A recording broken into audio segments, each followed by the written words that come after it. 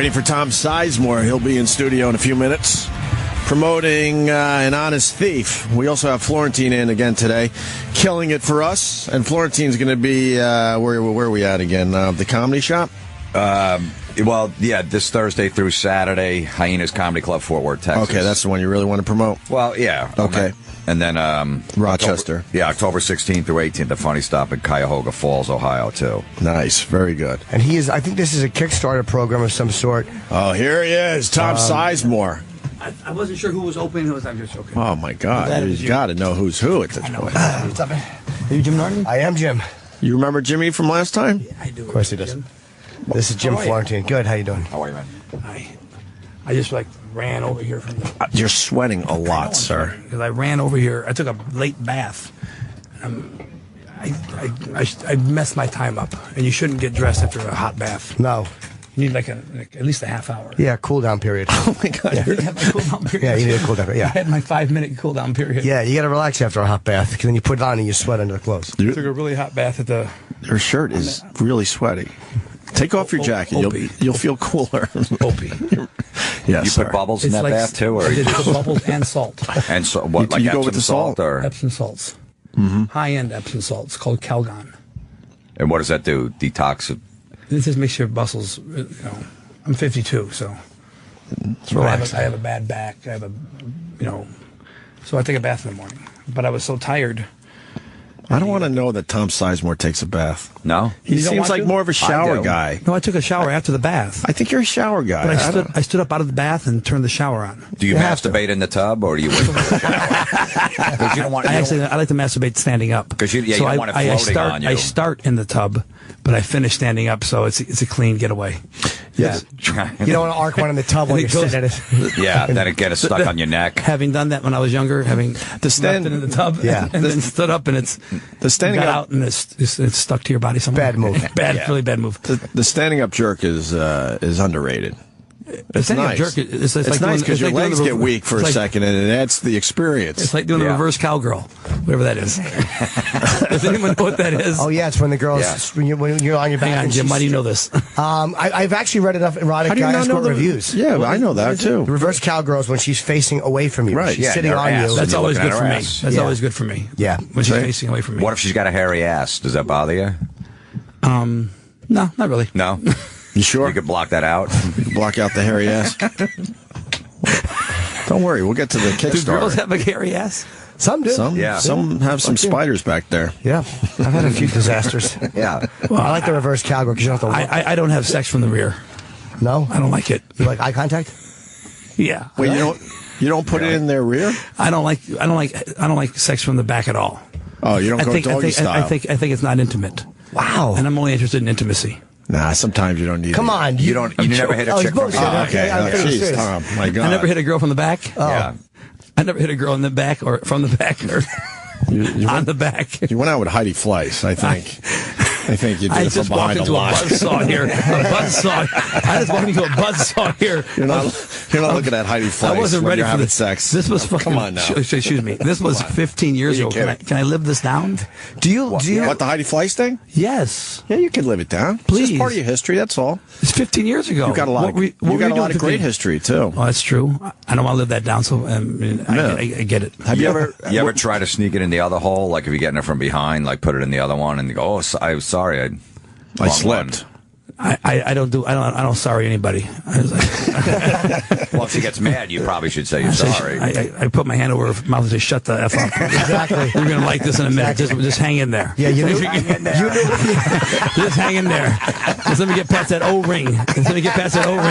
And pop through there, and it's gonna be glorious for you. Everything's gonna be all right. You're gonna think you have two punyanis. You're gonna go hit me in punyani number 2 today. Punyani 1, no more. No threat of pregnancy. Only punyani 2. Just hang in there. Just hang in there. Sizemore came to play today. I like this. It's like Bill Parcells, just hang in there. Just hang in there, LT. Keep smoking that crack. I didn't play in the fourth quarter. Oh, man. LT loved his crack, too. Wow. He loved this for smoke. Hey, listen, I know what I'm not. You see the documentary on LT? It was amazing. The 30 for 30 one? Yeah, it was amazing. I haven't seen it. The best one so far is Bad Boys, I think. Did you see that one? No. Watch Bad Boys. It's about the Pistons. The 89-90 championship team. With Lambier? Yeah, with Throwing Lambier. those fucking elbows, you son of a He bitch. didn't throw any elbows. And Lambier had his threw elbows fists. up a lot. You know what he did do? He stood like He was this. amazing, actually. But I hate him because I wasn't a Pistons fan. He would do this, and when they made contact, he would then put his body into him and take them to the floor. That was his main thing. Yeah. Was taking charges, Yeah. but on the way down, really trying to kill you. And he did the wrong. He did it to Bird. Remember that? Yes. I remember that. And then Parrish, the next game, Parrish hit him in the face. Yeah. Yeah, of course I remember that. You know what Lambier said after he punched him in the face? Because he was knocked out. He wasn't knocked out, but he was hurt. His first words were, "Did he get ejected? Really? Did he get ejected?"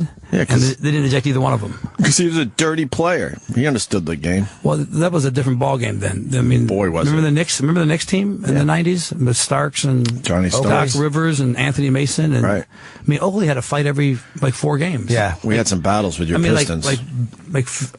I have a whole bunch of these 30 for 30s, and I like that Knick team, even though they didn't win the title. What You are remember doing? when John Starks headbutts Reggie Miller? Of course. Those were the good old days. That was the most boneheaded play of all time. It cost them the Starks conference. lost his mind. They cost them the conference championship that year. The next year they won the conference championship, and then Starks went 1 for 17. That was like 94-ish? Yeah, the 1 for 17 game was actually the day that O.J. Simpson did his infamous ride in his Bronco. Oh, they cut away from the game, right?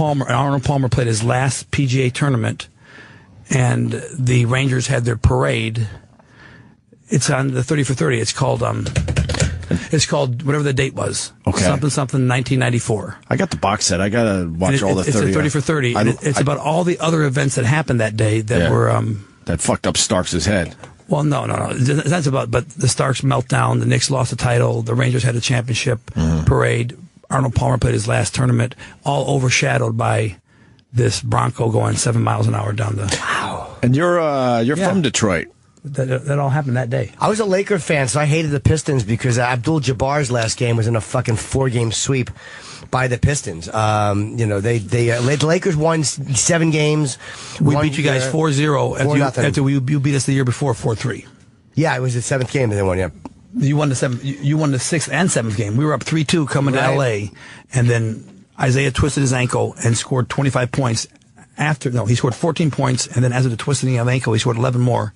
Still the most points scored in a quarter in a playoff, in a championship game. He scored 25 points. Really? And then Jabbar got the foul. Yeah. Lambier with 4 seconds to go and hit the 2 free He throws. hit the free throws, yep. And you guys won by 1, and they came back and won Game 7. You really know your sports. Yeah, you know your basketball. I know my sports. This is stuff I haven't thought about in years, and it's right in your head. I know my sports really well, actually. Yeah, Who was your football team? The Lions? The Lie-Downs. No, they're not the Lie-Downs. Well, these are the things for the teams when I grew up. We called they were the Dead Wings, the Piss-Ons, the Tie-Ups, and the Lie-Downs. And this was not just me. It was my whole neighborhood. Because nobody won anything. I mean, the Tigers in '84 were the first time in my young adulthood. I mean, in '68 won the World Series, but I was 6. I do remember it, though, but I didn't appreciate it. Right. And then by the time I really liked sports when I was 10, those teams were all terrible. And one year the Pistons won 16 games. Wow. And I remember my dad saying, if they double this output next year, they come in last place again. Wow. That's rough. That was 2 years before we hired McCluskey, and 1 year before we drafted Isaiah. It's been rough being a Knicks fan. We haven't won shit. Oh, you guys still got a team here? Barely. I mean, they're rebuilding and trying. We'll see what happens. You guys got a team. You guys got a team. I mean, you got Carmelo and. I don't think we win a championship with Carmelo Anthony. I don't think anybody wins a championship with Carmelo. I don't want to go on. Thank you. You know the deal because he's a fucking ball hog. He's an amazing player, but he doesn't make anyone else better around him. You don't know. We don't know how he would. He doesn't make anyone better, but we don't know how he would play with another superstar. He may defer. I mean, LeBron and Wade and Bosh. I mean, they played together. That's what you have to do. Carmelo Anthony doesn't understand that. They played together. They really did. And LeBron still was a good LeBron. Do you think LeBron wins a championship for the Cavaliers now? I think not right away, but in the next couple of years. I would pick him this season. This season to win a championship. I think Kevin Love's the best player in basketball besides LeBron, for my money. Okay. I think he's better than Durant. Wow. He's just as good. Right. Love, he's better. Right. He's in the top 3. There's LeBron, and then Love, Durant, And who would you put else? Would you put up there? Nick Van Exel. No, Nick Van Exel's a good choice. Nick Van Exel said Cancun. This is why he got cut by the Lakers. They were going to play Game 6 against the Spurs. Yeah. I mean, it was when Kobe was a rookie and he had 4 air balls in a row at the end of the game. Okay, before that game, they went, whatever they say, like play hard or like defense. Right. And Nick Van Exel said Cancun, and the coach was Harris, the guy who coached the Rockets, Del Harris. Okay. Del Harris heard him say Cancun, and he told Kupchak, and as soon as the playoffs were over, they cut Van Exel. What was the problem with Cancun? Well, he was insinuating they were going to lose that game. Oh, and he'll be in Cancun by Saturday. Oh, Jesus. It was 3-2, Opie. It was 3-2 Spurs. All right, but I didn't understand why Cancun. All right, that's it was 3-2 hilarious. Spurs, and they're going out to play the game. They're in the locker room. No, I understand and now. He goes, Cancun. Oh, that's funny. Did he really? Maybe that's how he talked himself up. Honest to God truth. Honest to God truth. The next season, Rodman was on the team. Right. He came to practice without his sneakers, which is why Kurt Rambis cut him. Rodman showed up an hour late to practice after his 12th game. I'm a Laker fanatic too. And he came on a motorcycle with no helmet. Rambis was in the parking lot waiting for him because he was being late to practice, and he wanted to cut him already. And Kupchak was going, no, because he had like 16 rebounds. He played like 9 games for the Lakers. Then he showed up with no shirt, a pair of cut-off jeans, and no basketball shoes. And he walked in there with Kurt, and Kurt Rambis said to Dennis, he went, you got any shoes? We have practice. And he said, I can rebound. And he told me the story. I was in celebrity rehab with him. I said, tell him about the shoes. He went, I can rebound without shoes. I said, but didn't everybody else have on shoes at practice? Right. And he said, I'm not everybody. Wow. And, Wow. And he was actually making fun of himself at that time. And he said, I messed up and I didn't have any shoes. And I was going to practice without any shoes. And Kurt said, I don't know if you know this, Dennis, but on the Lakers, we have certain protocols. And having your shoes and your practice jersey are important. And he went, I'll go get them. And he lived in Newport, which was 2 hours from the Staples Center. He went back home. No, he said, why don't you go to Newport and stay there? Oh, okay. And he cut him, and then Mark Cuban picked him up. Right. And he went to Dallas, and that was his last stop. That was it. What a strange guy. Were you surprised when he went to Korea? How because he seemed pretty drunk when he was over in North Korea. Yeah, he was drunk. Yeah. I don't think he. I knew him on Celebrity Rehab, and he was not the guy that was in that. I mean, he's proof positive that any kind of abuse makes you a different person, because the Dennis Rodman that I got to know over 2 months bore no resemblance to the Dennis Rodman who was teaching that emperor, that dictator killer, how to shoot free throws. Right. And sing happy birthday. That happy birthday was creepy. I know. But shooting free throws, Rodman was a lifetime 42% free throw shooter. He was horrible. He should have, that dictator should have, gotten Mark Price or something. Yeah, somebody. Mark Price is a 91% free throw There's shooter. a name from the past, Mark Price. It's not that long ago. I was going to say Rick Barry for a minute. Mark Price hasn't played in a long time. Rick Barry hasn't played in a very long time. Well, yeah. And he was the number 2 free throw shooter of all time, 90%. But he underhanded. He did it underhand, that goofy underhand backspin Did you know thing. that? I did not. Oh, It was nice to see you. It's good to see you. It's good to see you, man. It really is. He was doing the underhand free throw when no one else was doing it. It looked so awkward every single time. But what was his percentage? 92%? 90 point. I know this actually because I was just reading all this stuff the other day. 90.8 for his career. Wow. And Price was 91.1. Wow. They're the only 2 guys over 90 for their careers. Yeah, and the next greatest free throw shooter is Shaq. No, it's not Shaq. It's it wasn't. No, it's someone like Aaron Affalo. Aaron Affalo, the guy who plays for the Heat now. He's from UCLA. Okay. Like 87% lifetime. Wow. You keep in touch with the Celebrity Rehab guys? I keep in touch with Drew. With Drew? Yeah, I saw him last week. I was on Loveline. Yeah, I saw your Twitter. How did that go? Drew's always great. Yeah. Mike's a little obnoxious, but he's my obnoxious, Is he worried about you? Mike? No, Dr. Drew. I'm doing well. Well, yeah, but I'm just he's in general, Yeah, he's my doctor. Right. I see him all the time. Right. He's a great guy. Right. Did you really meet John Wayne Gacy? We were talking about that before. Was it when you were doing? I didn't meet him. I was in the cell block when I could see him. Okay, and you had to talk to him or no? No. He told Oliver he wanted us to leave. Oh. He wanted Robert to stay. He said, especially the girl. Get rid of the girl. That's what he said. Wait, so all He you wanted guys? Robert. Downey Jr., I'm guessing, right? Yeah. So did he talk to him? Robert, myself, Woody, and Juliet went down there with Oliver to, I don't know, Oliver was a eccentric. We had already shot part of the movie, and it was the second half of the movie which takes place in the prison. So we shot the first half of the movie. Natural Born Killers. Yeah. There's a half of the movie that takes place right before the drug zone when we finally catch them, and they're in that green building. You know what I'm talking about? Yeah. And then there's the big pull away with the camera, and the next thing is the prison. So we shot that first half in Winslow, Arizona. The first half of the movie was shot all around Winslow and the outer environs, and then we went to Chicago and shot it at what was called Statesville then. It was in Marion, Marion, yeah. No, Marion's in Indiana. Illinois, isn't it?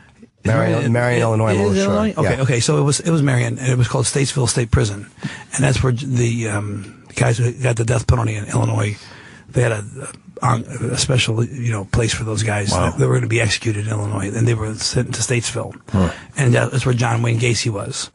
And we went to meet the warden. This is before we started shooting there, a couple of days before, and he was telling us about how we should behave. The inmates were going to be the extras, and we didn't know that. And I remember Robert was really upset, and Tommy Lee Jones was, that we weren't told ahead of time that the extras were going to be a very big part. They were going to be the only extras there were going to be were inmates.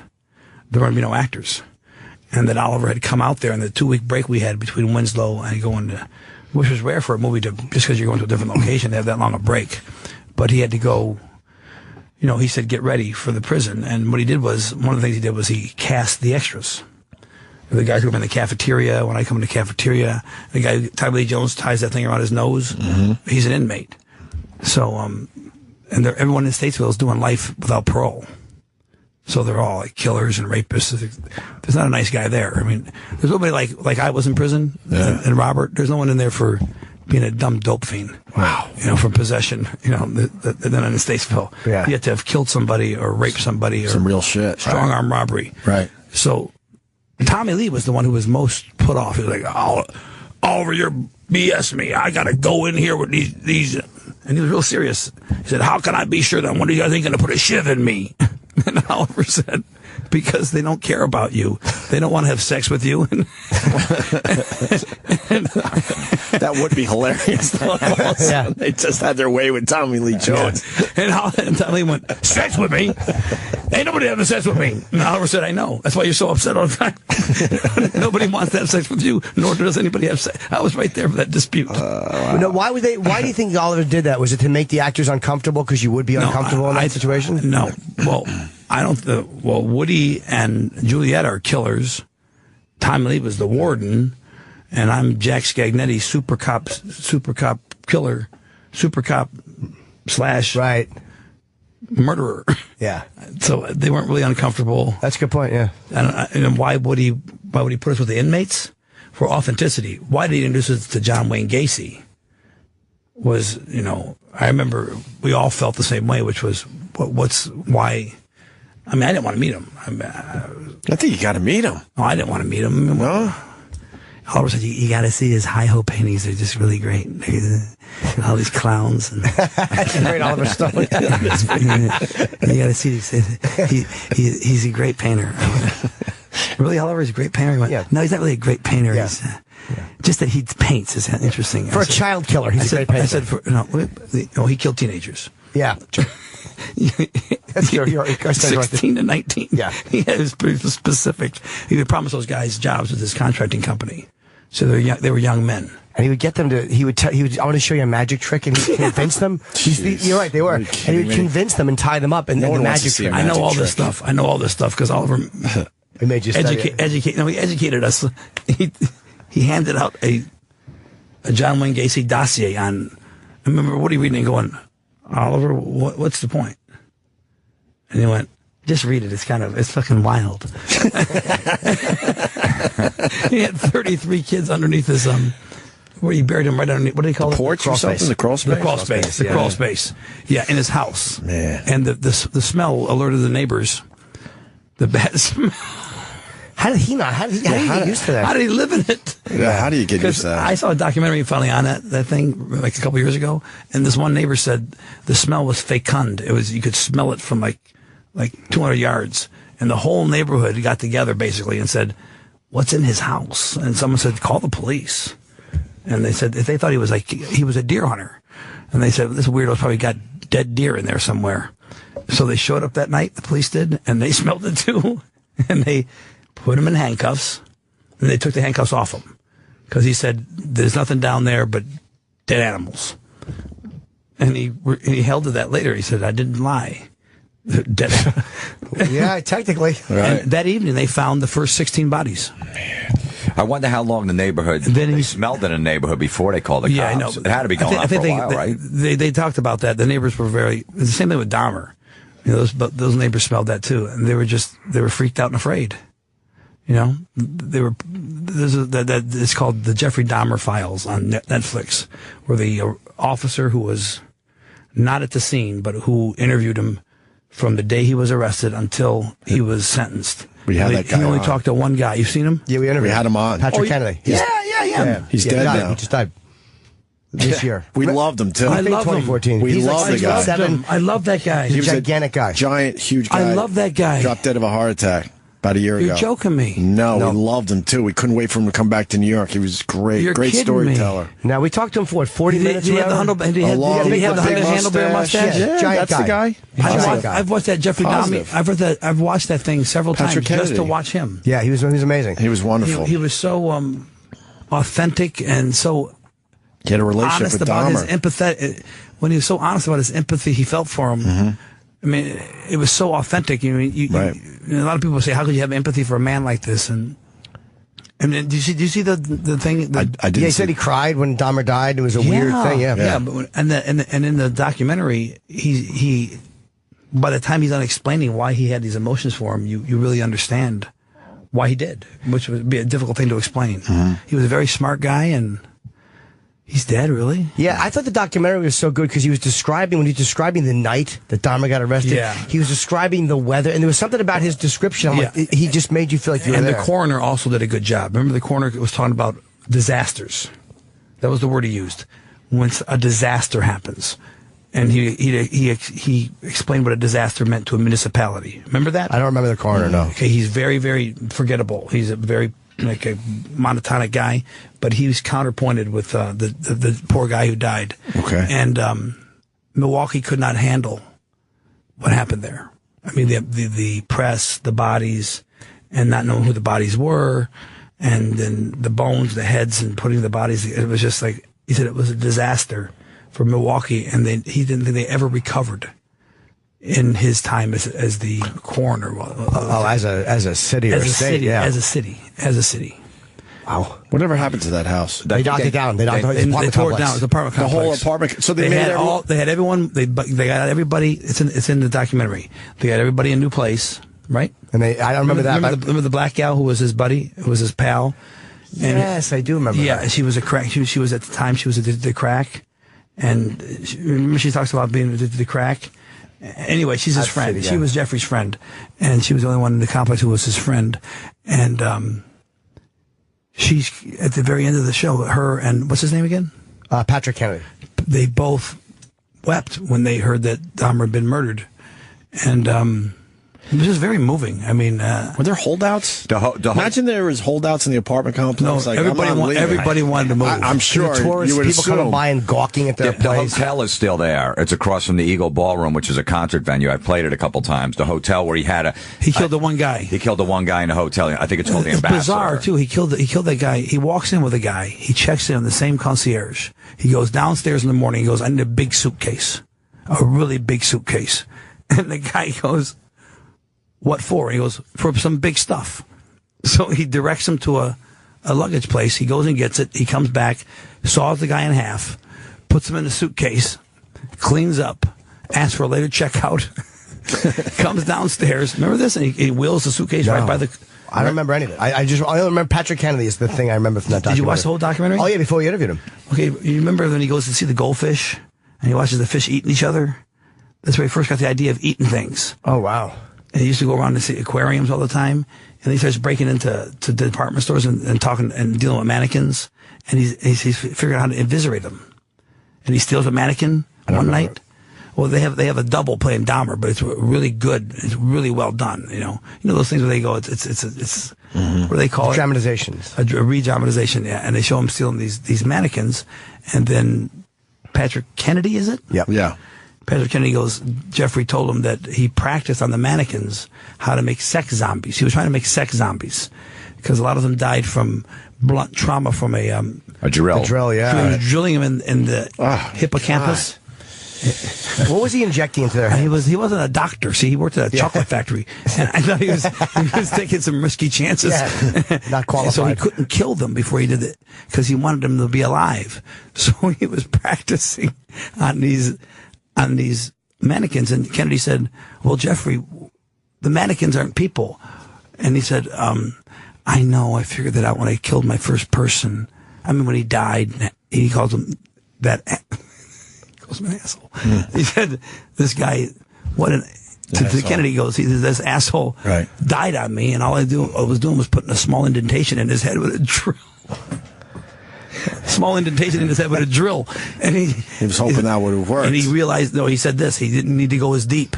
Oh, so because he wanted him to be alive, right? And he'd done some cursory, as Kennedy said it, some cursory medical studies at the library, where books he wouldn't check out. He'd go to the library and read.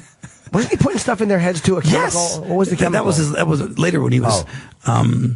It wasn't an embalming fluid. It was a fluid that would heal up it would heal a wound and make the skin come back.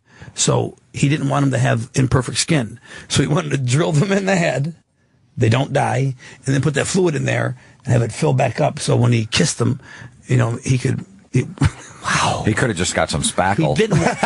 He could have gotten some spackle, or he just could have just been a necrophiliac and just. Right. Or well, Kennedy asked him, he goes, "Why didn't you just want to have sex with them when they were dead?" He goes, "I tried that, and it just wasn't the same." oh my God, Really? He didn't get us turned on? He was open-minded, though. I'll say that. Dahmer was definitely not a closed-minded guy. Wow. He explored options. Where's it? What's And he that? also took heads to work, right, to the chocolate factory in a bowling bag, right, and put him in his locker. Well, that's when, this is the funny part, was when he tells Kennedy in the documentary, he goes, "Well, everybody's going to find out, so I just should tell you now. There's 17 bodies in there." And Kennedy went, "Oh, come on. You're out of here." And I went, "You know what I'm going to do, Jeffrey? I'm going to leave the room. I'm going to give you a chance to get familiar with the truth." And he goes out. Remember this part? Yep. And his cell phone rings, and it's the police chief who's gone over there. And he goes, "Patrick, someone just opened the refrigerator, and there's 5 heads in the refrigerator." Oh my God. And we found in his bookcase some torsos. And Kennedy goes, "Well, then," he's such an interesting man. He goes, "I stopped for a moment and I went, well, then it's all different now. I have to go back in there." And I went back and I went, "Jeffrey, you and I have to become friends." And he goes, "Somebody told you, didn't they?" And Kennedy says, "I knew then that I realized I just should tell him, be forthright with him." He goes, "Someone opened the refrigerator." And he said, "I told them not to when I was being arrested to stay out of the refrigerator." Right, like It was going to be It was going to be alarming, and anybody who, he actually said this, anybody who had a weak stomach might want to refrain from being in the room. Oh God. I mean, one of the things that Kennedy liked about Dahmer, I mean, he was insane, was that he was courteous, he was very well spoken, he spoke perfect English, and he was a gentleman. And he knew he was deeply sick, and he was glad he was caught. Right. And he was also, wasn't he adamant, too, about not being a pedophile because of that Loation? What was he, Loation, the kid that got out and Dahmer didn't realize how young he was? And that was the police gave him back to him. Yeah. There was bleeding He in the was street. bleeding from his rectum with a pair of underwear on. Yeah. No shoes, no shirt. And he said, "It's my boyfriend. We had an argument." And he was obviously underage. He was 15. And they said, "How old is he?" And Dahmer said, "He's 18 years old." I mean, you think and the kid's going, no, and they said, "Here." How does that happen? That's just, Those cops got in trouble. Well, I'm sure. yeah, it's a terrible guilt, too. That He cop took him effect. right back to his house and cut off his head. Wow. No drilling for him. That's if you're the kid, you got to go for the cop's gun or do something that's going to get you arrested. Right. In that moment, you got to do something that's going to get you arrested. He probably wasn't thinking very clearly. That's a good point. Yeah, he's half naked with a fucking serial killer. Well, he had started drilling him in the head, so he had like an indentation. And he was having sex with him. Right. And he took him back to his room. This is a really unpleasant conversation. But then it's kind of fascinating that you know this much about it. Well, you watch the documentary and you know about it. But then I looked up Kennedy's because I was so taken with that detective. Yeah. And he was talking about how he never stood up. It's all a medium shot, so you never know he's 6'7". I mean, he talks about how he could handle himself, and that Dahmer made him feel very small. That someone with this kind of psychopathology. Mm-hmm. It didn't matter how big a man you were or how calm you were under pressure. That if someone was this obsessed with killing you, you would end up dead. He would drug them too, wouldn't he? He gave him the typical Rohypnol. Oh, just to give him a drink with something in it. He had to be a little charming to get the guys back to his place. I mean, we go to the Cruiser Gay Clubs. He wasn't a bad-looking guy. Right. Blonde hair, bring him back to, get him back, and then... And he had a very cheap apartment, and he had kind of a well-paying job. He made like $52,000 a year, and he spent every dollar he had on like nightclubs and adorning his... He was making his room into a sex museum, his apartment. He was going to make the walls out of skin. I mean, he had this whole elaborate idea. It's in the documentary. Odd guy, though. It's in the documentary. He had a mini construction of his apartment of how it was going to be. These dead bodies and these sex zombies. They standing there in robes with erections. I get why you'd want that, but it's just not realistic. Yeah. Did you just say that? Yeah. I mean, total control over other people, sure. You want to make a sex museum in your apartment with women, right? No, the skin I couldn't get, but just the idea of having total control over sexual being, like, yeah, that's a fantasy every person would have, but to actually think you're going to do it. But they can't talk or anything. All they can say is, yes. Yeah, it's kind of furthering my point. Yes. Howard, imagine how creepy that would be to come home to every night after your job. I'm with Jim on this now that I think about it. I think it sounds kind of interesting. What's in the apartment? Well, the only word you can say is yes. The apartment. What about an honest thief? Yeah. We'll get there later. Fuck that. But I knew you were going to say it. I knew it. The apartment complex, in my own mind, I'm obsessed with it. What's there now? Is it just I think it's just there's nothing. Empty lot or whatever. They don't have an empty lot. They don't have a plaque there saying this is the spot. Well, I'm sure people still go by though, even though the apartment complex is gone. It's an empty spot where they have built there was a freeway near it. They built what's this? What freeway? It's called. Where you drive next to on-ramp? No, the service drive. road. Service drive. Oh, Service drive. I know the hotel, they get pissed because people go in there and give them a Jeffrey Dahmer room. They still do it. I think it's still called the Ambassador. I wanted to go there and do that, actually. Yeah, people just go in there all the time. There's a lot of people that do that. They found these hotels where horrific shit went down and they want to stay in that room. That room that he's talking about, they have like 15 or 16 people every day who want that room. Did you, when you wanted to meet Casey, Stone wanted, you didn't want to meet him, but Stone wanted you to meet him because of the vibe of the movie? He just guess, or he just thought we would want to meet him. I mean, Oliver was very eccentric, and I think, and I don't mean this in a bad way, he's kind of selfish, and that if he wanted to do something, he thought you wanted to do it too. You know those kind of guys. Yeah. When you're growing up, they go, "Hey, let's go jump off this building into the water over there by the." It seems like that because you guys were filming there. It's like, whoa, John Wayne Gacy's here. Why don't we try to meet him? But he killed 34 boys. Yeah, no kidding. Did he? Were the inmates good, or were any of them a problem? That's what's that? Were any of the inmates a problem, or were they all great for the film? There was no problem at all. No, they were all great, right? No, yeah, they were all great. It was mainly the El Rukins. They were the El Rukins that they had. A gang? Yeah, I don't know much about gangs, but they're called EL, capital RUKINS. They made up the majority of the inmates because they had a real rules of conduct as gang members, and they had a leader in the prison. His name was Big Load. What was his name? Big was his first name, and Load was his last name. I don't think it was his real name. Well, I'm sure. But his cell. Because when Tommy Lee Jones and I are walking through the prison, remember we're walking, it's a long walk and talk. At a certain point, we end up where the prisoners are and their cells are. And his cell was on the left. You don't see it. But his cell, what he had done is he had knocked down 2 walls. So he had taken 3 cells. They allowed him to do that. Wow. That prison, the inmate, the warden told us, the inmates run this prison. All I do is keep them from going over that wall. My guards are not to engage in any, activities with these prisoners. If they start fighting, we wait until the fight's over, and then we go in and take them out. We don't stop anything because they were totally outmanned, and that prison was so overcrowded, and everybody there was a psychopath.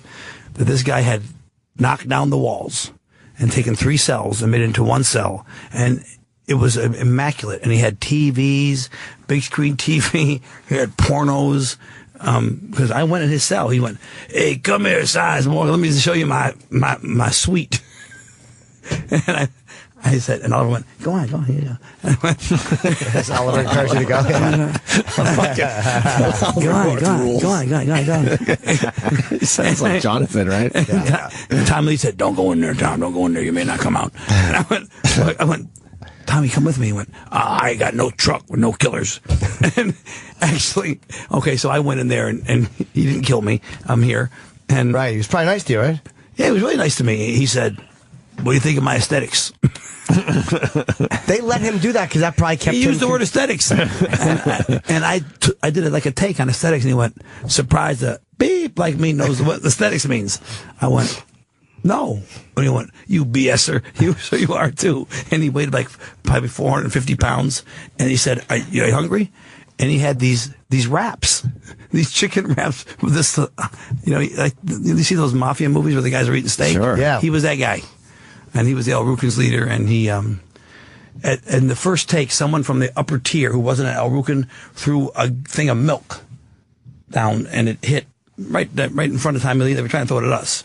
And, it was kind of called an uproar, and cut, and we all kind of like ran back. And then Big Load came out, and it went, what do you call them? Fellas, behave. If you don't, you're going to be killed. Wow. And I'm going to expedite it. Wow. Aesthetics and expedite. Wow. And these guys behaved. They went back in their cells and they went through milk at us. Did they allow him to make the cell that big just because that kind of kept him keeping the gang? That prison was like, I think, unlike any other prison maybe in America.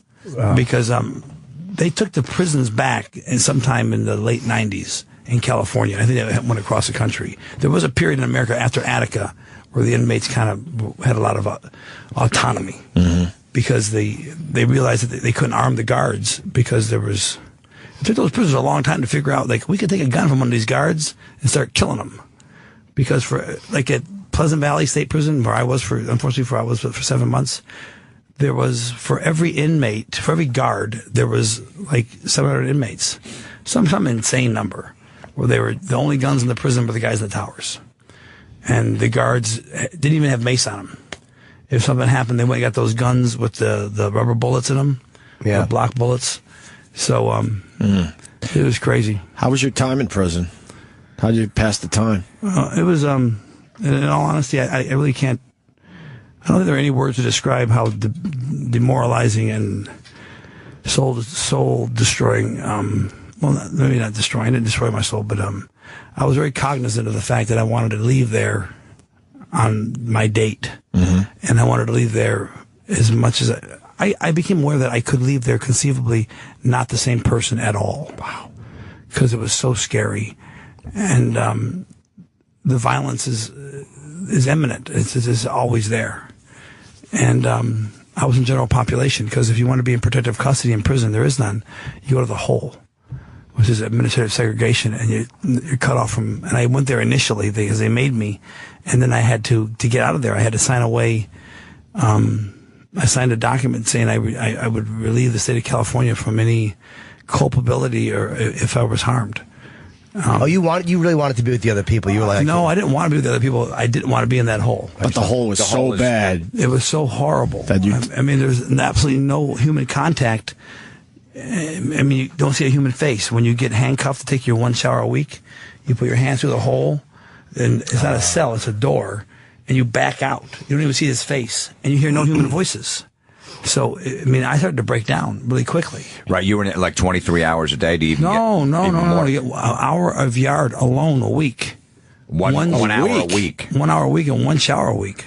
Wow. And then it's just... And no light into the cell itself? Into the hole? There was a light in the hole. But I mean, no sunlight coming in? No sunlight, nothing. Wow. And listen, this is how bad it got. I was on day like 12, and I was writing in my journal. I was writing a letter, and I'll show Jim here. I spelled my name like this.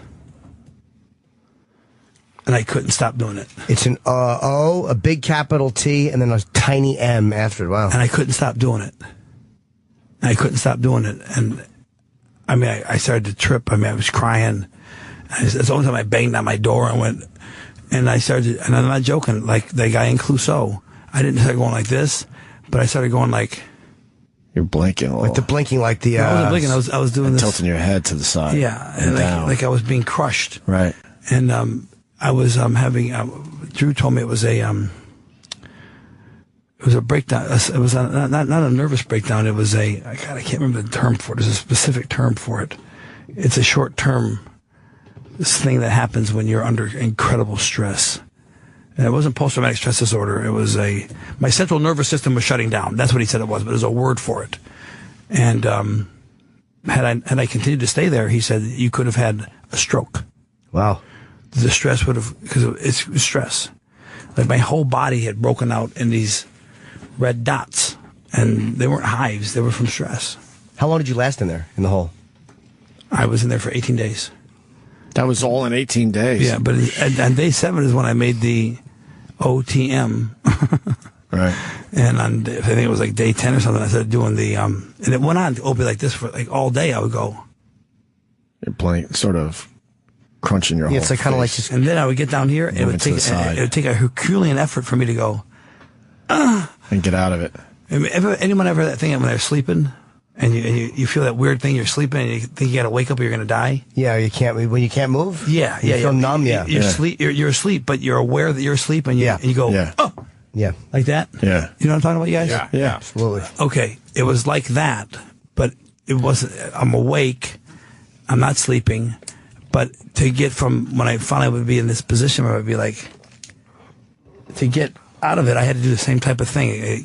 You know, I don't know how shock yourself back to reality. You guys know what I'm talking about. Yeah, absolutely. You kind of go like, you got to get yourself together and go, I'm going to do it. I'm going to wake up, and you go, ugh. Yeah. What was the thing about the hole that caused this, you think? Obviously a horrible situation to be in, but what was the actual specific thing that you just couldn't take that got your body going like this? I think it was a combination of that I put myself there with drug use, that I had no one to blame but myself. Okay. That I'd broken my mother's heart. I'd broken my own heart. It was the first time I took, I got sober, not then. I got sober like 18 months later and then had a relapse, a brief one. But that was when I finally realized I had to get sober.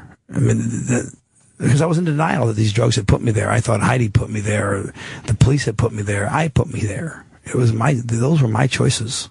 Right. You know, they told me, you got to stop doing this. This judge gave me an enormous amount of latitude to fix myself and to get it together.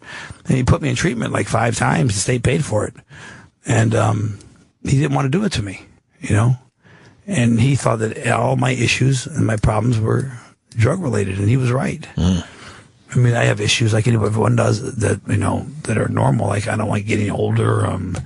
You know what I mean? I have my siblings and I argue.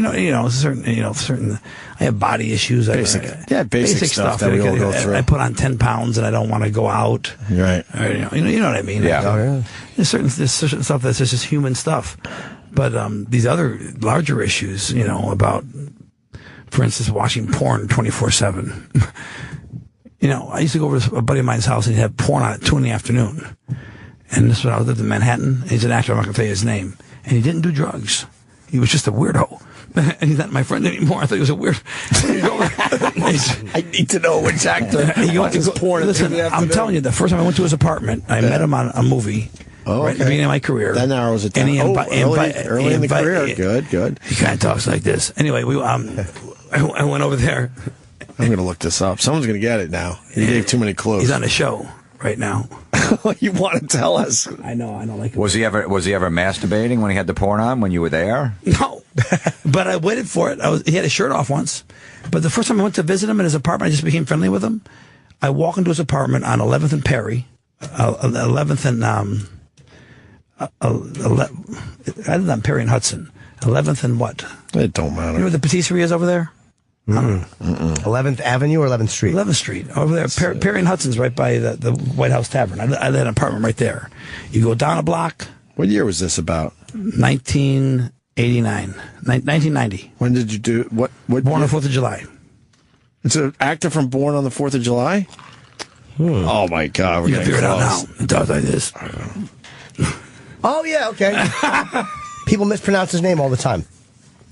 It's not Willem Dafoe. How do you Oh, pronounce? that's what he does. How do you No, it's not pronounce? him. How do you pronounce Tom Cruise? It wasn't Tom Cruise. No, Tom Cruise. He was in The Crow. Wasn't Frank Whaley. He was in The Crow. Why can't we get this? Come on, you guys. Oh, fuck, The Crow. Who we just interviewed from The Crow? Ernie Hudson. Oh, is it Ernie Hudson? No. No. I know it is. Whatever. Ernie Hudson's a gentleman. Yeah, he's a nice guy. Wait, so tell us more. So then... Okay, so I go up there. Right. I'm a young actor and young guy. I'm 25 or 26 years old. And this guy was in The Road, this play, and he was a happening New York actor. He was in talk radio. And I go up there and I walk into his apartment and I hear walking. I hear this music. And I went, that sounds like porn music. What is that? And he went, it's porn music.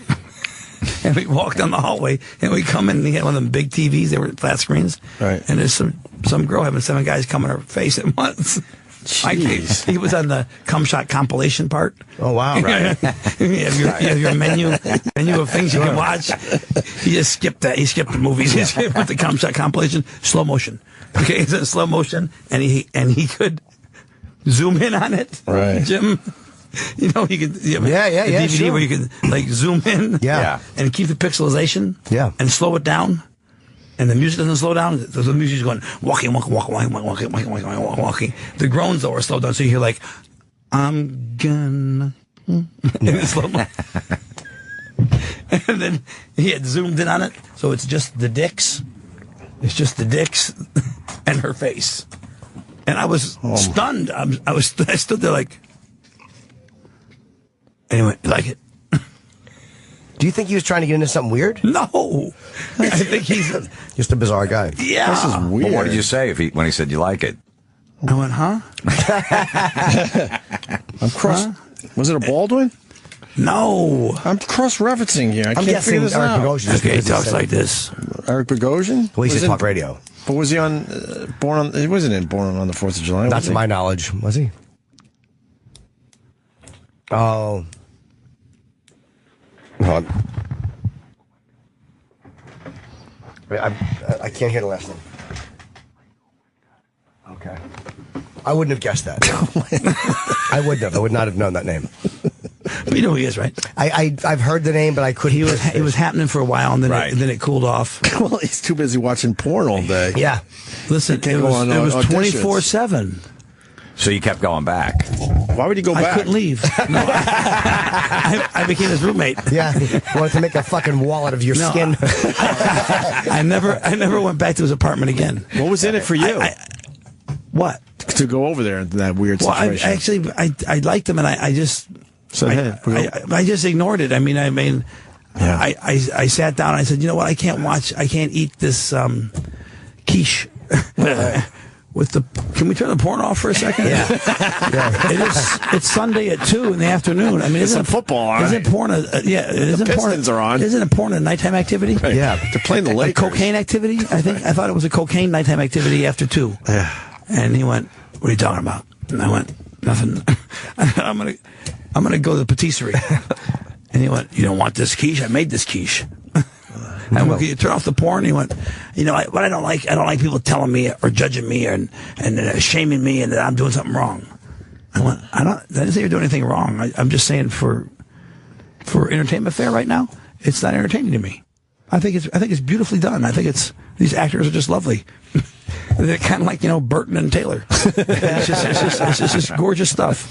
It's gorgeous stuff. It's like the Midnight Express. This is a great. I remember saying these things to him, thinking he'd get my cynicism, and he went, "You're running me down. You're judging me, and you're shaming me." Wow. And he was very, what's the word? These guys had a victim complex. Yeah, sure did. And I said, "No, I'm not. I just don't think it's, you don't think it's right? Or, yeah. You're judging me. you're a Calvinist or some shit like that. A Calvinist. Why would he invite you over and have the porn on? That seems like he was. Well, looking for I was the maybe first one he did it to. He did it to somebody else. So what was that about? I think he may have done it to Willem. Willem went, "Hey, you go over? Did he have on his favorite films? Fucking freaky, huh? I stood there for like an hour and a half just tripping, man. I wanted to watch the guy and go, who is this guy? Wow. And he's going, hey, watch this part. Like, I watched the scene in Deer Hunter. Hey, let's watch the scene when they do play the Russian roulette. And he's like, hey, let's watch the scene where Seika gets Yeah. It's another type of shot to the head, so it's a great call. Remember Seika? Oh, yeah, I know her. Jim, you do not. She's a friend of mine. I wrote the forward to her book. Yeah. Did you really? Yeah, or one. She had like 2 forwards or something. Yeah. That's so ironic that I said her name. I love her. But she was my first favorite porn star. Mine too. She was a goddess. Goddess. I thought she was this ice blonde beauty. I remember thinking, why is this woman doing porn? She's so gorgeous. Yeah. And I was a teenager, I believe. She had the curly hair in some videos, then the long straight hair in a few of the later years tall? when she did club. She seemed tall. I don't remember how tall she is. But she seemed tall in those videos. And the first porn star I ever met, who I ended up liking too, was Vanessa Del Rio. I've never met her with her giant clit. I do like her though. I loved her big clit. I didn't know she had a big clit when I met her. Jimmy appreciates a good clit. I met her. I lived on Clinton and DeGraw, and when I first moved to New York in '84. Yeah. And I went to this gym out there, and I forget the name. I used to know the name of the gym, but you know where Clinton and DeGraw is? It's in It's in Cobble Hill. Cobble Hill's right outside of Brooklyn Heights. Right. So you walk down Clinton Street, which goes all the way to Montague, and you cross Atlantic, and you go about 3 more blocks, and there's DeGraw. It was 353A was my first apartment, Clinton Street, and Court Street was 1 block from there. And then a block from Court Street going this way was the gym. So I'm in there, right? I joined this gym. I'm 22 years old, and I'm brand new to New York. I have this apartment with my girlfriend, and we moved there from Temple University to be actors.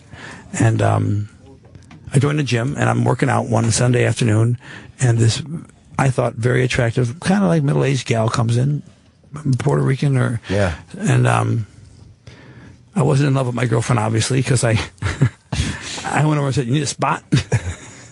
And I was skinny and stuff. And she said, you can do better than that, can't you? And I said, Seika, Inside Seika, the Platinum Princess of Porn. I directed that. Oh, no, Jim did. Lovely, lovely girl. You wrote the forward to her book? Yeah. Yeah. I'm buying this when I leave here. All right, go back to Hang on a second. Yeah. You know her that well, huh? Yeah, she. Is it a good book?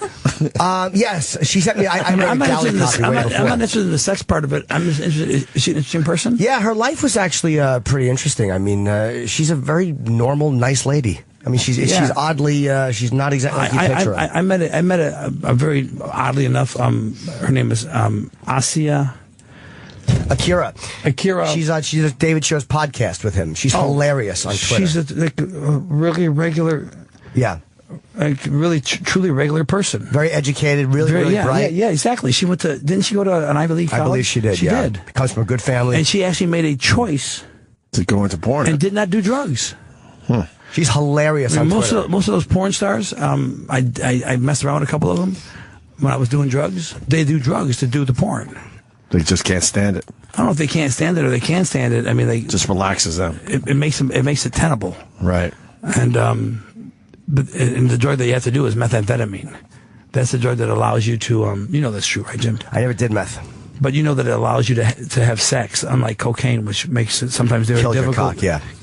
Okay, we can be really frank here. Oh, yeah. Cocaine's a cock killer. Yeah, absolutely. I spent... Meth is okay, though? For sex? Yeah, it doesn't have any negative. It has actually a very positive impact on your penis. Better than ecstasy? Positive penis drug. Better than ecstasy? Better than ecstasy. More sustained. You can pop maybe sometimes 3 in a row if you're really, really turned on. I mean, pop and not lose it. Pop again. Really? Early in the addiction. Yeah. I mean, early. Later, it doesn't work at all. Like all drugs, it stops working both sexually and as a drug. How many porn stars do you think you messed around with, if you had a guess? What's your name? Jim Florentine. Very funny comic. I'm curious. Jim, I didn't meet you. I idolize you. I mean, I know you. Don't idolize me. Yes, I do. You don't idolize. Comics don't idolize anybody. No, absolutely. Absolutely Some of what? The films you've Absolutely done. what? He's been here an hour. You haven't met him yet? I don't listen. I didn't introduce myself. I came in here. He's a very funny comic. To a buzzsaw of cock talk. To a buzzsaw of cock talk. That's actually the new name of the show. Cock talk. Opie's hour of cock talk with Jim the comic and Jim Norton. You've been in What's your some last of my name? favorite movies, Florentine. You've been in some of my favorite. You like the movies ever. Florentine? No, that's my last name. He did a movie called The Florentine. I know Tom he did a movie called The Florentine, yeah. Yeah, I did the movie with Florentine. Yes, True Romance. True Romance is a great movie. Natural Born Killers. Great movie. And Heat is one of my favorite movies of all time. I think Heat might be one of the 10 best movies ever made. Well, it's one of the best heist movies ever made. Absolutely. That heist scene is unbelievable. And the all whole the movie, all the relationships performances in the movie, just everything was. Yeah, was Dennis great. Haysbert and his I want that paper when he's It's done. just circles. A lot of it circles. says Heat, it says Asia, it says Call Seika. Tom Sizemore has been doodling the entire time. No, it doesn't say Call and, Seika. and me and Jim My Norton are girlfriend, just listen, watching you Melissa, I'm joking. Okay. Hey, I have a very serious girlfriend, and I really adore her. Yeah, Melissa, Seika's married anyway. Yeah, She's don't worry out of that about it. life. all right, hang on a second. Melissa, I love you, and I was just joking about. I was trying to make a joke. She's good. Could you tell us about the cocaine and the cock? But Jimmy, Sizemore. All right, so Sizemore. You were okay, gonna- okay, I was in the you were Four gonna talk Seasons about- once. You were going to talk about I was in the Four cocaine and the Seasons. cock. Cocaine killer. Right. The cocaine killer. It wasn't a man. I mean, the dick killer. It was the cocaine. The cock killer. Sure. The cock killer. I was in the Four Seasons once when I discovered cocaine, like 2 months after I discovered it, and I had sex on it a couple times, and it was like amazing, right? By myself, though. It was sex by myself. Yeah. Yeah. Did you invite that actor over? Yeah. You're shedding skin like a snake, just throwing you. I called the red light district the next morning. Cocaine makes you do crazy shit. I call red light district and I go, hey, I want to meet Chasey Lane. They went, who is this? I went, I can't tell you. But can you give her my number? Let me give you where I live. And this woman goes, you're out of your fucking mind. And hangs up on me. And I call her back and go, I can't give you my name. I can't. I just did a big movie called Natural Born Killers. And wow. But I want her to come over here. She goes, hey, listen, you fucking cocksucker. Can you... She made me feel really this small. And I said, I'm driving in there. And she said, if you drive over here, I'm going to shoot you. Wow. I said, who are you? She said, I'm a receptionist / whore. I went, what are you doing? It's a true story. I believe it. So 2 months after this incident, I went to Four Seasons, right? And something's happening that I didn't understand. My penis is getting smaller and smaller, and I'm getting hornier and hornier, and I'm calling up, you know what I mean? Yeah. Sure. Yeah. Girls. Yeah, escorts. I spent $17,000 in a short amount of time, like a day. Wow. And all I got was a peanut dick. And I actually got cut off by somebody, not Heidi, who said, I can't do this to you anymore in good conscience. You've given me $17,000 and you just asked for everybody over again in different clothes. Wow. Wow is right. How many? It was the only time I ever did anything like that. Like it was How many? 6, 7 girls maybe over there. 10 girls. well, it's not one. And you couldn't get it. So I thought 2 would be better. So you couldn't get it up for any. And then, of course, they think I'm a dumb idiot, and they go, "Hey, I got friends. 5 would be good." You know, and I had I had $40,000 in my pocket. Oh. And she goes, "You want to spend all that?" I went, "No." She goes, "Well, you're gonna, baby, you're gonna." And they make it sound sexy because you're high. Mm-hmm. And I was a kid. It's the only time I ever did anything like that. I never did it again. But I never did anything crazy like that. But because when I came out of it, I was like, I spent $17,000 and I didn't even get an erection. Screw having sex. Right. Did you at least eat their boxes or anything? Yeah, what did you get for your 17,000? You had to get something. I mean, I'm all cum probably like 500 times. All right. I did a lot. I kept thinking I would get an erection, but I don't really do that. You know, You keep in touch with your when I don't like, when I don't know somebody. Yeah. You don't. Yeah, but I was trying everything. I was like running around the room 5 times, hanging from the ceiling, then fall on my face, and maybe I'll get Nothing, right? Nothing worked. Nothing Okay, everybody worked. go to the pool and put a bunch of water in your vaginas and then come up here and squirt it on my face. Yeah, waterboard me. I'm not bullshitting you. Waterboard me with your pussy. And we'll pretend it's cum. I know it's water, but we're going to pretend it's cum. Wow. We didn't even talk about the new movie. Yeah, they tell us we have to wrap up. Oh, come on. We're going to talk about Honest Thief. We'll talk about it, yeah. Opie, you. No, we're going to talk about. I But shouldn't have come on here. can he hang You're not out? unlike Howard. You're not unlike Howard. Right. You get me going. Right. And you just exploit me. I don't think so. You're phenomenal. No, we love honesty. This is amazing. This project, by the way, It's called an Does Honest he really Thief. have to leave? yeah. No, Why? I got to do it. I got to. No, we have to talk for a few more minutes. Make sure he gets About the the movie movie, out. Get a phoner to do. No, this is the phoner's Yeah, not fuck the important. phoner. Blow up the phoner. Ask my manager what's more important, this or the phoner. Yeah, Who's the phoner for? I don't know. we'll have more people listening. Yeah, to the way phone. more here. Okay, Or so you could call listen. You could call them for on our those of show. you out for those of you out there who are listening just now. Right. We're having a good time talking about old times. This was the early '90s, but right Yeah. now, in 2014, I'm about to produce my first movie called An Honest Thief. Right. And we've raised about half the money. It's Danny Trejo starring in the movie with me and a lot of other talented actors. And we're trying to raise the money with the Indiegogo. So you go to Indiegogo.com. And you type in An Honest Thief, and you'll see our page. And there's a lot of groovy and really cool perks and stuff if you get involved.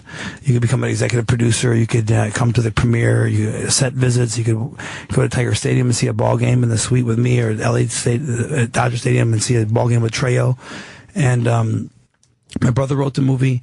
It started out as an idea for a short movie for my dad. And when he lost his last sibling, he called me up and he was really upset. And he said, I'm an orphan. And I called my brother up and I said, hey, we should do something for Dad. Maybe make a movie, a short film. And I thought it would just be, photographs and I do a voiceover or something. And he said, let's write a real script. He said, a short script. And you and Tom Jane will do the 2 parts. And Tom and I were really close at the time. We're still close, but not like we were.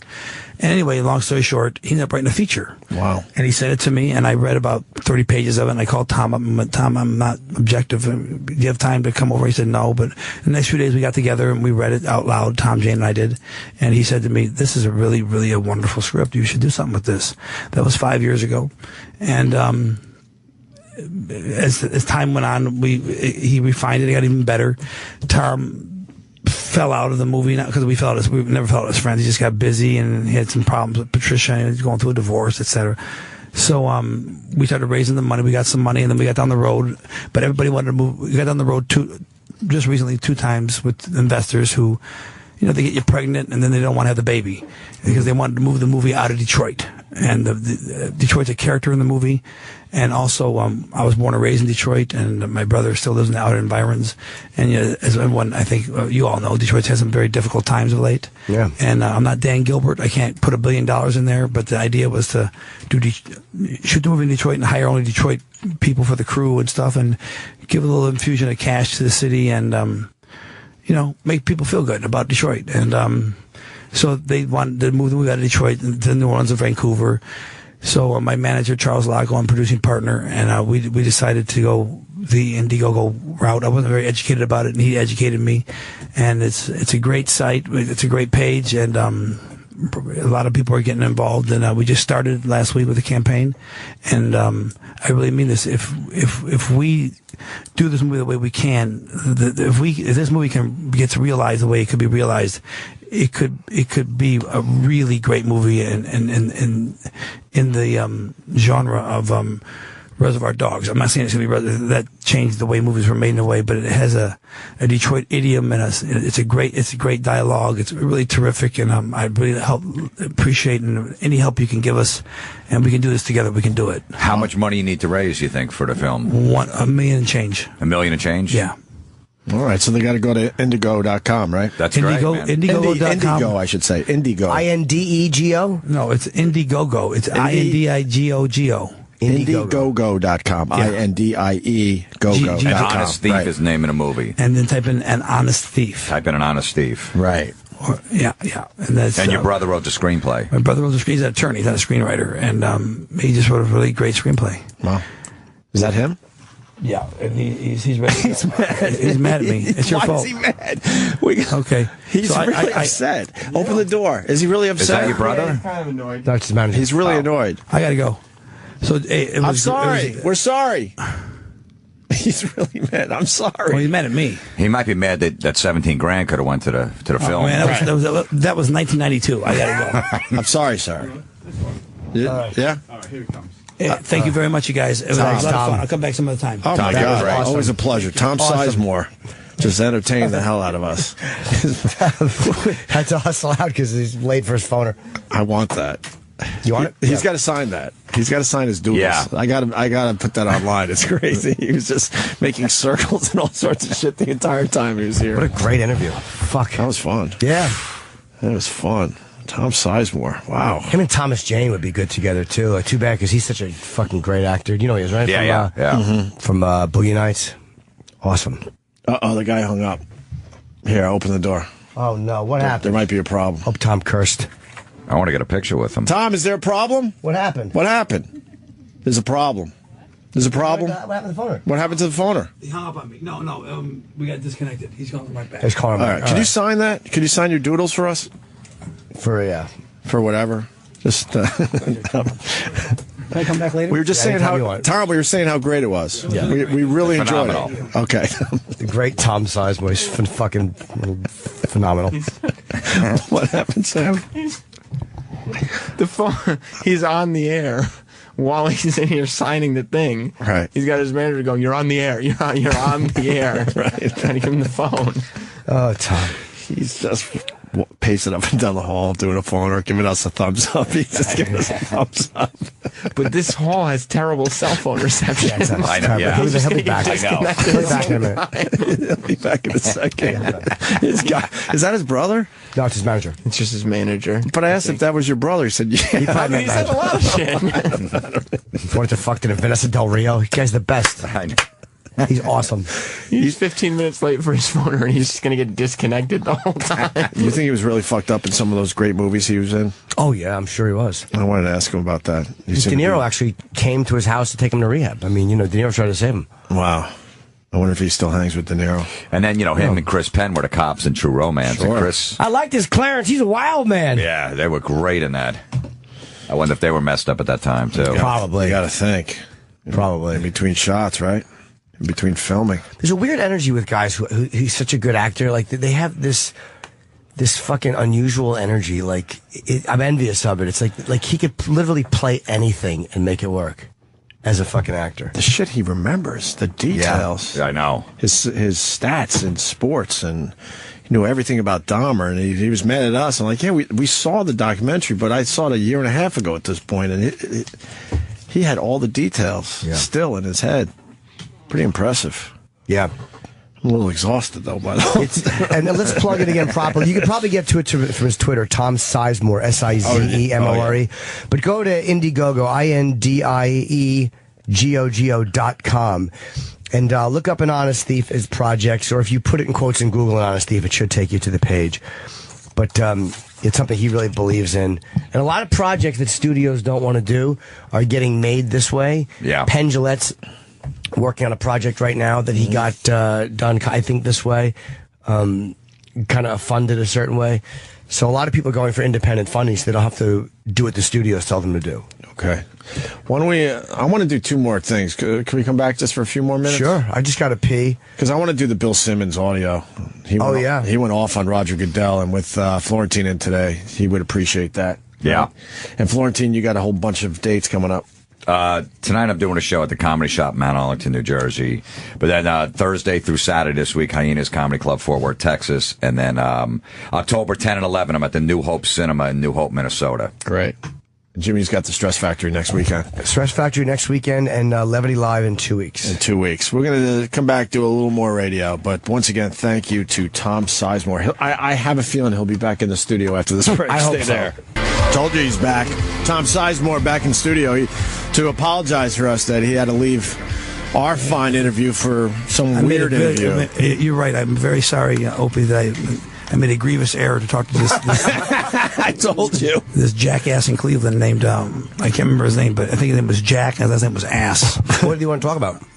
He wanted to talk about Louis Anderson and his FBI experience. I don't know what he wanted to talk about. Why Louis Anderson? I don't know. Do you have a connection to Louis Anderson? No, I don't. What? I think he's funny. Yeah. I couldn't follow. I hung up on him. I did live radio.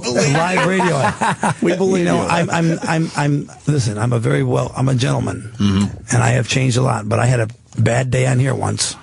Not really. Yeah, I did. No, we didn't. Jim and I had a bad moment. Yeah, we did. But we didn't really know what was going on with you. We were trying to figure you out because we never hung out with you before. I was newly sober, and I was super duper duper sensitive, and I reacted in a kind of a immature, combative way to a kind of innocuous thing that Jim said. We kind of, and I apologize, Jim. And we did. We talked, and you guys worked it out. We all worked it out. Absolutely. We love you on this show. I listened to it that day, and it just showed me how drugs can really, even I was sober, but how it had changed me in certain ways, and I had to be cognizant of the fact that these were legitimate questions.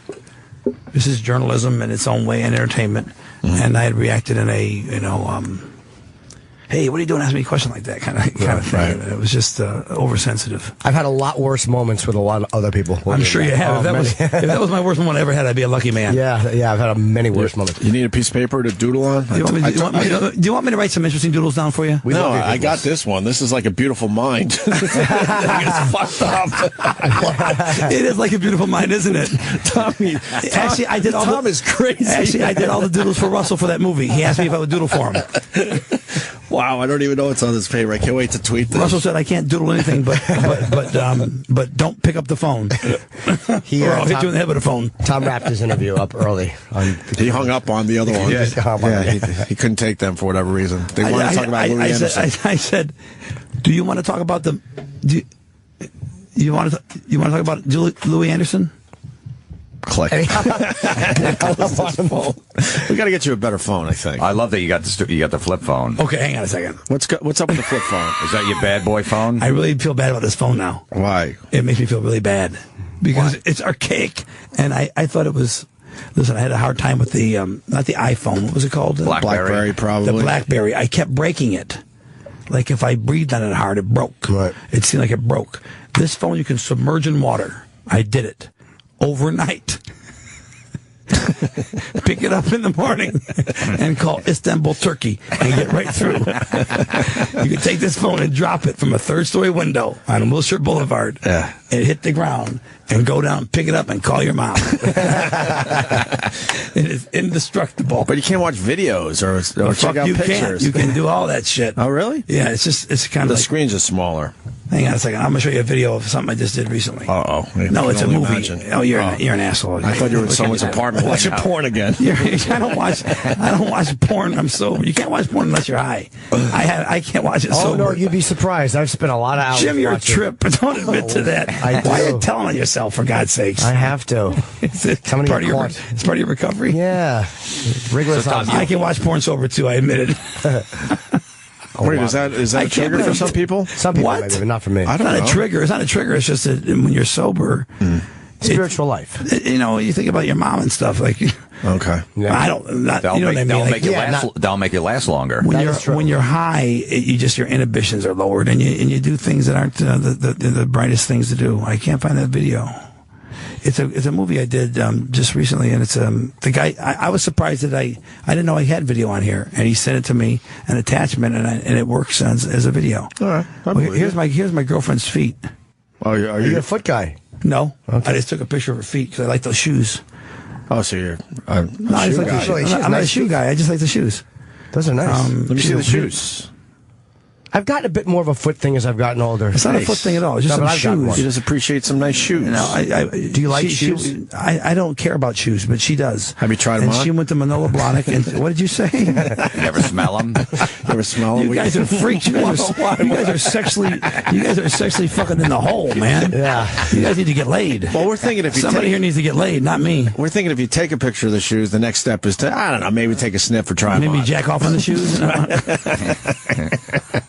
I do like And never, Jim, are you guys serious? Oh, 100%. What happened to this show? This show used to be highbrow, I thought. Oh, no, we're garbage. We're utter garbage. What happened? Anthony left and the thing went in the shitter, huh? Yeah, he took all dignity with him.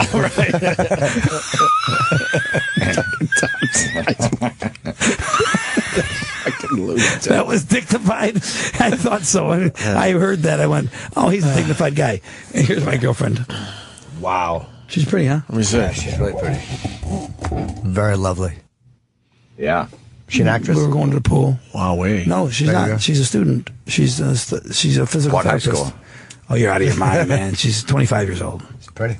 She's a very, very pretty girl. She's a lovely girl. And How long you dating her? Very nice. we've been together for 7 months. 25?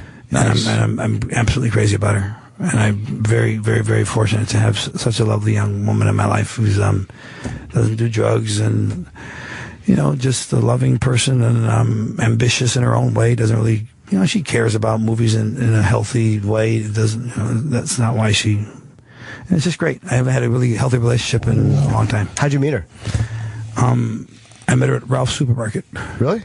Yeah, it's a great pickup place in Santa The one at Clarita. the Rock and Roll Ralph's on Sunset? No. I met her in Santa Clarita. And I walked up to her and I started talking to her and she went, hang on a second. No, I know who you are. Did she really? That's how it started. So how do you keep How did I combat that? Yeah. How do you come back from that I said, one? I'm not him. I lied to her. I said, I'm Michael Madsen. Have you She said, no. We love Madsen, too. No. What I did was I went outside. I saw she was checking out. Yeah. And I had my car and I pulled up to where they come out and I rolled my window down and she came out and she went, you don't understand English? And I said, ¿Cómo se va? Or something shit. I said, I don't speak foreign languages.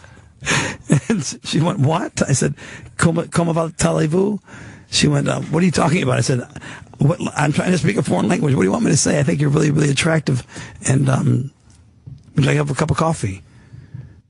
And she said, you know what? I'm gonna have a cup of coffee with you because you are very persistent. And you wore it down.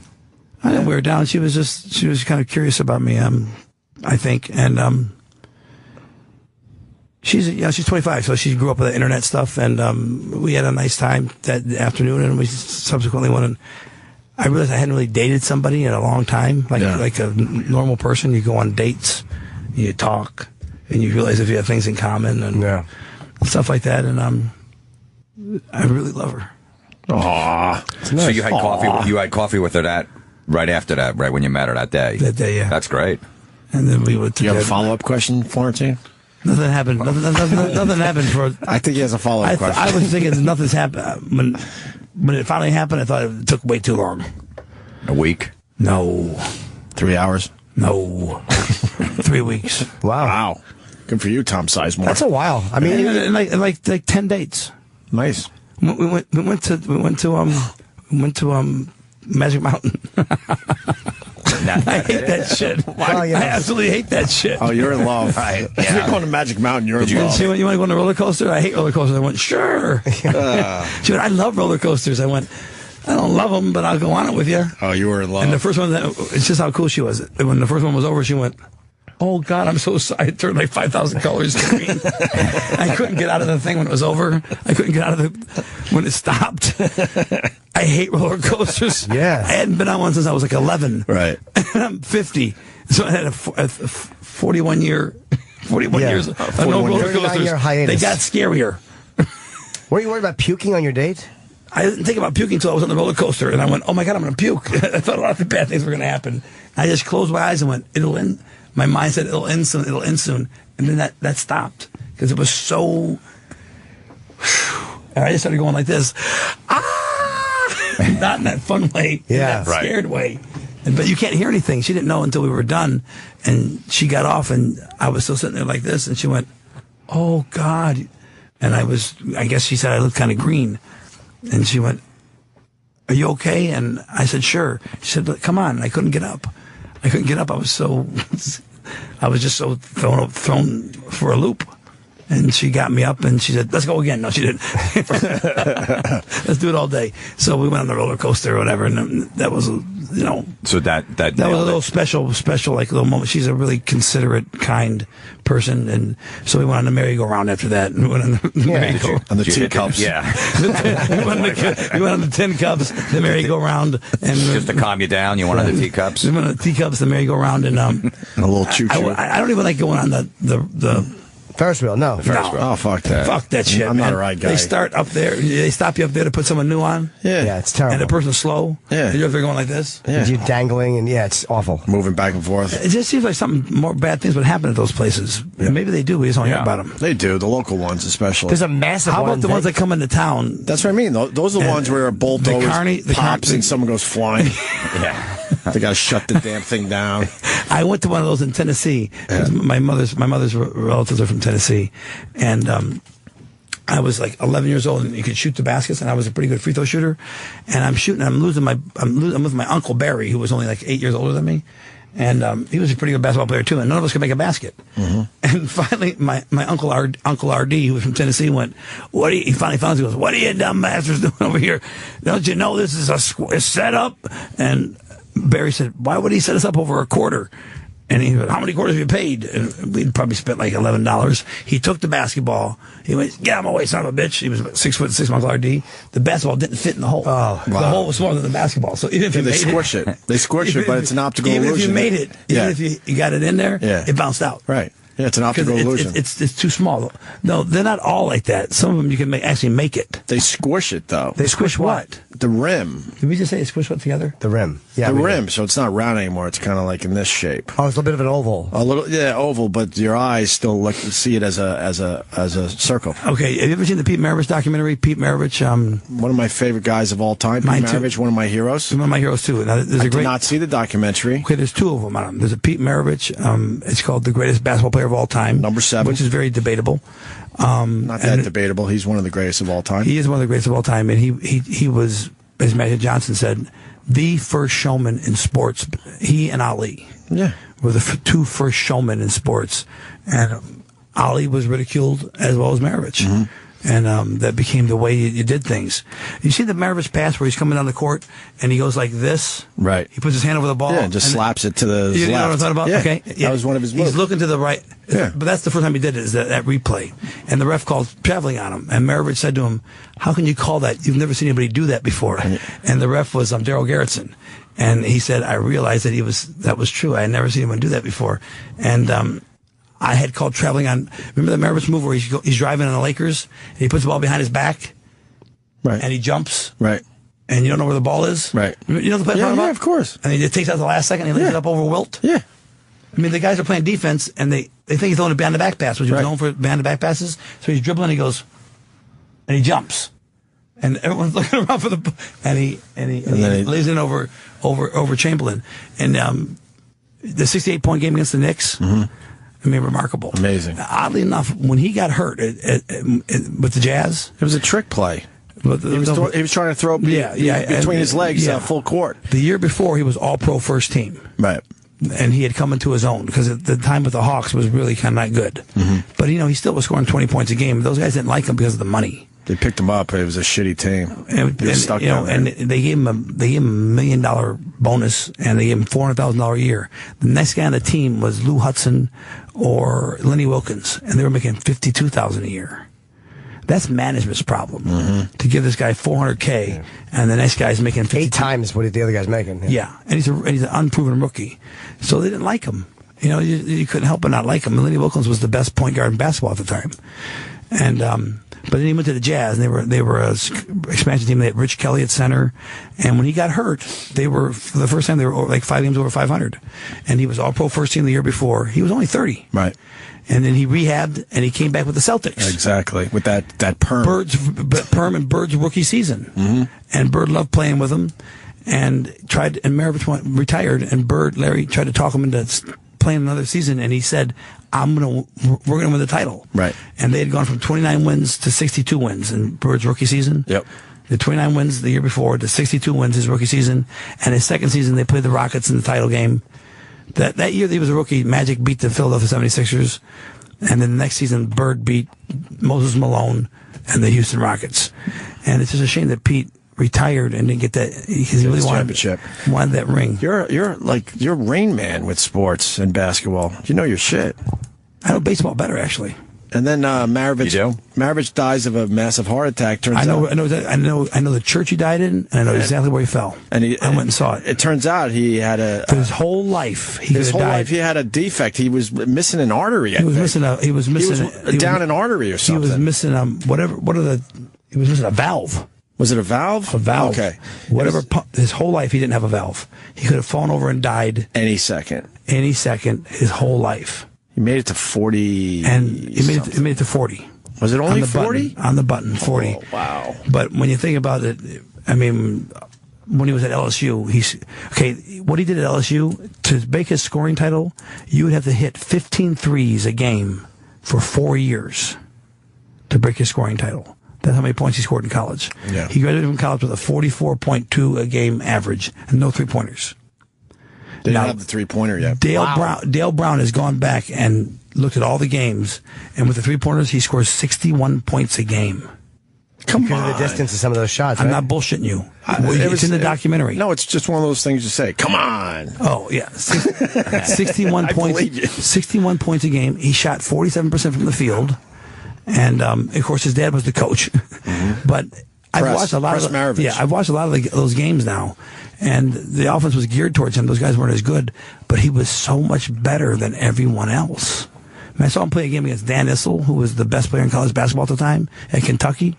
And in the first half, Issel said we held him in check. He scored 22 points. And in the second half, he went off and scored 40. He scored 62 points against Adolph Rupp and against Kentucky Wildcats, and they lost by 1. Yeah. But he was a misunderstood player, I think, and a misunderstood person. When did he die? What year? It was 85, 86. No, 86. 89. No, you're right. 88. Look it up. You got it here? I know where I was living in Rochester. 80. I think it was 88. 87, 88. You're probably right. Yeah. He died playing a pickup game at his church. He became a born again Christian. Pete Maravich. I'm just doing serious. No, I think Tom's right. He became a born again Christian, and he was very, very active on the speaking, and he was talking to young basketball players, and had become a real good, was doing really good things with his life. January 88. January 88? He died, yeah. I got a canceled check from Pete Maravich. You do, really? Yeah, for plumbing. Plumbing work in his house. Really? Yeah, it's real. I had 2 guys on my wall. I'll tell you, I don't collect a lot of stuff, but my Pete Maravich, I value. I have a canceled check of Marilyn Monroe's. Wow. And I had De Niro, the first poster I ever made of De Niro on my wall, and the Pete Maravich's rookie poster on my wall as a kid. And I had them there. You got autographs? Really? I got the De Niro one autograph, but Pete was. I got a lot of Pistol Pete autographs because I went to his basketball camp. Did you really? Fuck yeah. Oh, you're like I was. I didn't. My parents didn't have the money. One of the greatest. Did they cost money to go to those camps? It's a boring story, but I gotta say tell me the story. I was at Pistol Pete Maravich basketball camp. I was obsessed with basketball. I thought I had a real shot to actually be in the NBA, and I followed everything. I was a good ball player too. I followed, but I didn't get the height. My dad kept telling me you're 5'10". That's me. You're 5'10". You have no quickness. I wish my dad would have said, "Look, you're not gonna make it to 6 foot. This is a waste of time." And you have no feet. Yeah. So I could shoot. It was Kutcher's upstate in New York. Did you play in high school? Yeah. Did you start? No, to be honest with you. How could you think you're going to be in the NBA and not start on your high school team? Because I'll tell you why. I was 5'2", 91 pounds in 10th grade. I never got fucking height, and then I went 5'6", and then I finally got. You thought you were going to grow be 6'5"? Yeah, I'm about 5'11" now. That's it. And my dad was 6'4", and I thought I was going to get the growth spurt.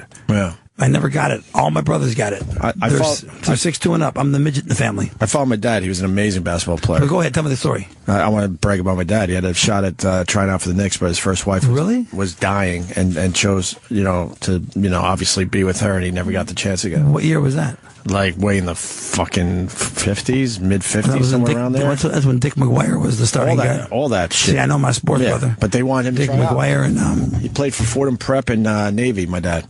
Really? Yeah, he was really... Fordham was a powerhouse back then. And he downplayed, how great he was, and after he died, I found all his fucking press clippings in the attic. I'm like, fuck, no idea. But anyway... Was he an amazing high school player? I guess. He must have been. Yeah, he never really talked about it in depth to that point. But he was still playing. That Nick team had Sweetwater on it too. I don't remember the lineup back then. Okay, go ahead. But when he was 50, he was still playing with us and kicking our fucking asses. At 50? With just regular shoes on. He didn't even have fucking sneakers. Did he have a real jumper, or was he shooting the setter? He did old school. He had the hook shot and all that shit. And the setter and stuff? All that. He could hit it from anywhere. But anyway, so I go to camp, and it's Pistol Pete, and I was obsessed with basketball. I was so excited to be at camp, I would get up as the sun was coming up, and I'm just shooting one morning, and all of a sudden I see this figure, like a fucking movie, coming through the sunlight that's coming up. Was he playing then too? Yeah, oh yeah. This is what he did in the summer. And it was Pete Maravich. And we shot around for about 15 or 20 minutes before breakfast. I'll never forget. I swear to God. Just you two. Just us two. And he's giving me pointers and stuff. And I'm like, I was out of my mind. I almost got tearful just now because I loved them. Yeah. If that had happened for me, I was out of my mind. With Pete Maravich, you did. And then my dad became friends with Press Maravich. You're kidding me. And they wrote back and forth. And my dad sent the letters to the Hall of Fame. You're kidding me. He would Press Maravich would write my dad all about Pistol Pete and how his rehab's going and all that, and yeah, they had a hard life. Pals. They had a hard life because Press Maravich was one of the coaches at this basketball camp as well. He was still kind of coaching, even though he was an older guy. At that point. Press was born in Pittsburgh, and he was working the mills, and he went on to become a college star, and right, and in his own right. Then the mother had all those problems. She killed herself. I mean, it was real difficult. And Press was obsessed with making Pistol Pete the best he could be. When Press Maravich was recruiting at the time, Charlie Scott, remember Charlie Scott? No. Played for North Carolina, played for the Celtics. Mm-mm. And scored like 25 points a game for the Celtics when they had JoJo White and Dave Cowens and Havlicek. And anyway, he was the number one recruit in the nation, and Press Maravich went to recruit him. And his son was a junior in high school. And he said, I'm coaching at North Carolina State then. He was coaching at North Carolina State, Press was. He said, but when my son is going to college, I'm going to go wherever he told Charlie Scott what he was going to do. I'm going to make it a package deal, and I'm going to end up at a school in the SEC. And Charlie Scott was like, what is going on here? What's he talking? Because usually guys come to recruit players like that, and they just fawn all over them and come to NC State. He wasn't recruiting them for NC State. He was recruiting them, and he said, well, what's the bottom line here? He goes, in 2 years, you will be playing basketball with the greatest basketball player that will ever lived. And he's 16 years old right now. And Charlie Scott was the number one recruit. And John Wooden had visited him. And he went, but coach, I could be playing for John Wooden. He said, hang on. The greatest basketball player that's ever lived. And Charlie Scott said, is your son? And he went, yes. He's the greatest basketball player that's ever playing basketball right now in high school. And he was scoring like 48 points a game, and he was the best high school player in the nation. And Scott ended up saying no and ended up going to NC State. And Press coached Charlie Scott. He went to NC State despite Press Maravich telling him, I'm going to leave and all this. And he wanted to go to NC State because he was from North Carolina, and he was either going to North Carolina State and Dean Smith wasn't at North Carolina yet. So he went to NC State, and then 2 years later, the biggest news in college basketball was there was a freshman at LSU, and they would sell out. They had like 12,000 fans there for the freshman game, and then like 1,800 fans because basketball hadn't arrived in the SEC yet. And then like 11,000 fans would leave, and the varsity game would be watched by this very small crowd, smattering. Yeah, and Pistol Pete did for all intents and purposes create SEC basketball, which went on to become a big time Arkansas and Nolan Richardson and all those great programs, Georgia and he doesn't get the credit. You don't read about him a lot as being a pioneer of Showtime, and he was the first guy really. They said Cousy wasn't that great a ball handler. I mean, Cousy had moves, but Pistol Pete put it on a whole nother level. Yeah, Pete was 6'6" Let's not forget he grew to be 6'6". He was really tall, and for a guard. Cotton Fitzsimmons says to this day he was the fastest from end line to end line with the ball in his hands. And once he was like 5 yards from the top of the key, he was in shooting range. So when he ran the fast break, I mean, there was no one who could run it like him because you had to defend him. And once he was with the Jazz, he was really, really had grown. And he was just, I've watched some of those games with the Jazz his last season. Mm-hmm. He's playing guard like I mean, I've never seen anyone play guard like that, except Magic, and he's a better scorer than Magic. He's a better shooter. Oh, way better scorer than Magic. And that season is the game he had the 68-point game against Frazier. Right. And that's when Clyde was the greatest defender in the league. And like halfway through the first half, Clyde turned to Earl Monroe and he said, "Pearl," and he went, I don't want anything to do with this. And Dean Meminger was on the team too. Yes. Dean Meminger, and he went Dean. And Clyde said he said he was unguardable. He was absolutely unguardable. At one point, Maravich is at the top of the key, and he has the ball in his hands, right? And he goes to make a pass here, and he pivots around in a circle, and then he holds the ball in this hand, and then Clyde makes a move to get it, and he turns away from him, still looking to pass. And then he looks up at the clock. Clyde's in front of him, and he goes up, and Clyde jumps as high as he can, and he goes like this, puts it in his left hand, and shoots it. Come on, you got to watch it. I got to see that highlight. It's the 68-point game, and Maravich said after the game it was the greatest game he ever played, and he felt that at the beginning of the second quarter he couldn't miss, and he scored 68 points against the Knick team that won the not the first championship, the second one with Jerry Lucas. They won the title against the Lakers. 70. They won it 73. I was going to say, oh, yeah, you're right. The 69-70 team with Dick Barnett at guard. Right. They won the title, and they traded for Monroe and Jerry Lucas, and they won another title with DeBusschere, Reed, Clyde, Bill Bradley, and then Earl Monroe and Jerry Lucas were the other guys. And Phil Jackson was on that team also. A bunch of those guys were here. There were 6 of them in the fishbowl out there probably 8 months ago. Which guys? Phil Jackson, I think. Is DeBusschere still alive? No, he dropped dead on the street in New York. Dave's from Detroit. Dave died? Yeah, he died. When? Walking on the streets of New York back in the day. That's been a while now. Well, Dave was a GM when they drafted Ewing. Huh? Dave was the Knicks GM when they drafted Ewing. Right, yeah. I mean, it was the luck of the draw. Lottery. Yeah, but do you remember ever watch that video of DeBusschere winning? I mean, he was a Knick. Mm-hmm. He was a Piston first. I'm from Detroit. Right. And we traded him for Walt Bellamy and Howie Kohlmives. How did that work out for you? Do you know who Howie Kohlmives is? No. I know Bellamy, though. Bellamy was a bum. Right. Howie Kohlmives was a bigger bum. That's why I said Howie Kohlmives had legs about 1 inch tall. He was the prototype, fire hydrant guard, but no speed, couldn't shoot, and couldn't dribble. Dave Bing actually said this. He said, apart from that, he was highly skilled. Because Dave Bing was his backcourt mate. I think we now have to get out of here, right? Yes. I want to talk about Jeter, and they're selling his socks now. What's he hitting right now, 276? Something like that. Is he that I thought it high? was lower than that. Those are in the 250s. Maybe you're Is it right. really? You might be right. He moved it up a little bit then, huh? And real briefly, I want to say I saw Derek Jeter play in high school. I'm from Detroit. He was from Kalamazoo. All right. When he was in 9th grade, the word is spread all over the state that there was a guy who was going to the major leagues, and I saw him play in high school, and he was special then, and he's had a remarkable career. And what I'd like to say, Derek Jeter, you've given me incredible thrills. And was it so remarkable that you're going to buy his socks, his used socks? I wouldn't buy his used socks. That came out. I would buy a hat of his. You'd buy a bat, yeah, but a hat. They're selling his used game socks now. Who is? It was on the front page of the paper today. Yeah. Derek doesn't need the money, does he? The collectible company that he's working Derek's with. not selling them, is he? No, he just did this whole... $400. There it is. Yeah. Yanks are selling Jeter's game socks for $400. It's not bad. 400. Would you grab that?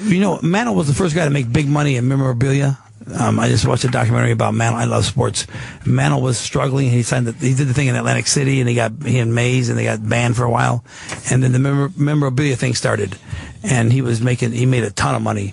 And he was drunk, unfortunately, one night, and he said if he had to do it over again, someone said if he had to do it over again, what would you do? And I thought he would talk about his knee or something. And he goes, I'd have kept every bat, every hat, and every jock strap I had, and I think the jock straps would have made the most money because these bitches love me. That's what the Mick said. Good old Mick. I love Mickey Mantle. Anyway, you guys, it was great talking to you. Well, let's get the plug in, We're going to Tom. end the show anyway. Tom Sizemore on Twitter, and let's not forget about Indiegogo.com to help finance the movie An Honest Thief. Yep. All right, you go to Indiegogo.com and then put in An Honest Thief, and you'll find the page. It's going to be a great movie, and any contribution you can do would help, and we can do this together. So, thank you very much. All right. Very okay, good. thanks, you guys. All right. We're done? Oh, Florentine. Yeah, this weekend, Hyenas Comedy Club, Fort Worth, Texas, Thursday through Saturday, October 3-4, Joke Factory, Rochester, New York. And on my Metal Midget show on Ozzy's Boneyard this Thursday, the band Raven is going to co-host it with me. Nice. Channel 38. Very cool. Okay. I got the Stress Factory next weekend and Levity Live at the end of the month. Right. And I think our podcast is up today every Wednesday. Thanks, Tom. That was great. Come back and see us. Episode 71, the podcast is up. Go download that. It's Paul Williams from last week. Thanks, Eric. Yes. We'll see you guys tomorrow.